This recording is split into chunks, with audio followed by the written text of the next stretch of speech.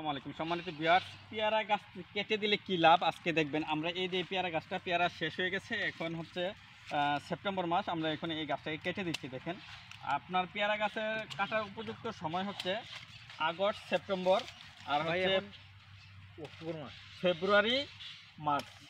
এই মাসগুলোতে আপনারা পেয়ারা গাছ কেটে দিবেন। কিভাবে কেটে দিবেন আপনারা দেখাচ্ছি। আমরা কিন্তু একবারে পেয়ারা গাছটা বড় হয়ে গেছে, একবারে আমরা কিন্তু একবারে গোড়া কেটে দিচ্ছি, মানে কোনো ডালই রাখবো না আমরা গাছটাকে।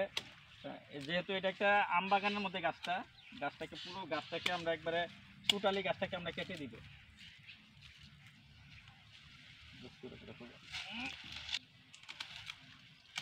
আমরা কিন্তু 3 ফুট উপরে গাছটাকে, প্রতি বছরে কিন্তু এই গাছটার মধ্যে প্রচুর পেয়ারা আসবে। এভাবে এই দেখেন মেশিন, এই মেশিন দিয়ে কিন্তু আপনারা সহজেই কাটতে পারবেন। ইলেকট্রিক মেশিন, এটা চার্জ দিলে কাটা যায়। দেখেন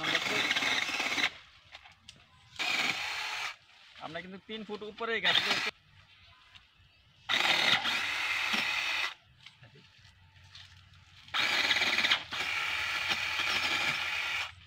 কেটে দিচ্ছি। এটা হচ্ছে আপনারা সঠিক সময় যদি এই গাছটাকে কাটেন তাহলে হচ্ছে এই গাছটা কিন্তু আমরা 3 ফুট উপরে কেটে, যেহেতু এটা একটা আম বাগান। হ্যাঁ, এখন এই গাছটা নতুন করে আবার কুশি গজাবে। দেখেন আমরা পুরো বাগানটাকে কিন্তু কেটে দিচ্ছি, এভাবে কেটে দিচ্ছি।